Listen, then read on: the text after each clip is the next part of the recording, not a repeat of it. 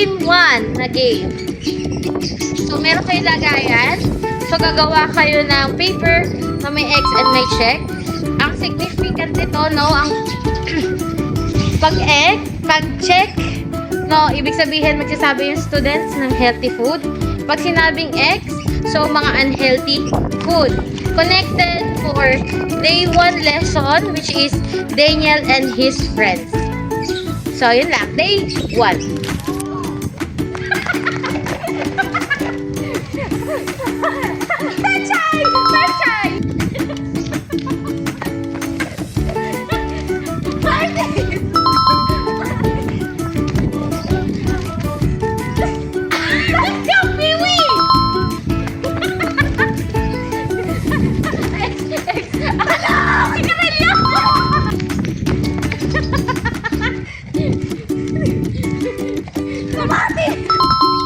So, for game 2, DPPS, ang lesson po is Jonah.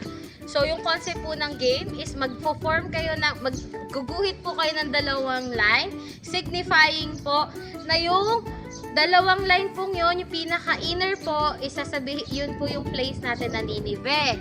Pag po outside ng line, yun po yung Tarshish. No, kapag naman po sinabing big fish, mag-praying hands po tayo. Ganyan, hold hands and mag-pray. So, yung pinaka-concept po, pag sinabi po nating Ninive, so lahat ng students is dapat nasa loob. So, pag sinabing Tarshish, dapat nasa labas. Pag sinabi pong big fish, mag-pray hands sila. Ganyan.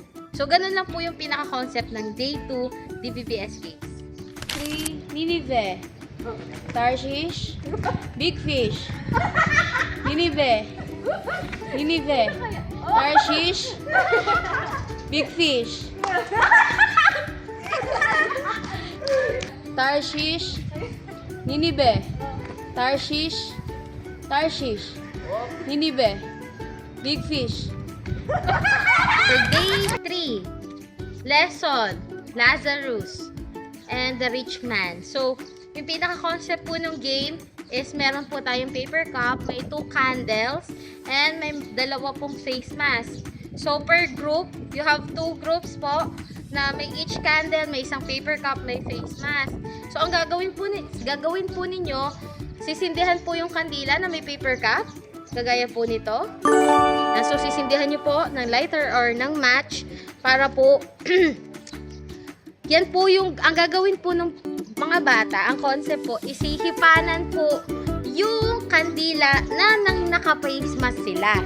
Yan. So, ang pinaka-thrill doon, no, hipanan nila. So, ang pinaka-mauna po sa group nila na makatapos po makapagpalit-palit ng kung ilan sila, no, na ma-blow yung candle na pinaka-mabilis. So, yun po yung mananalo dun sa game.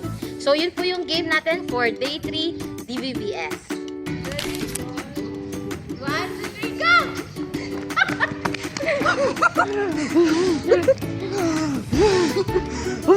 go!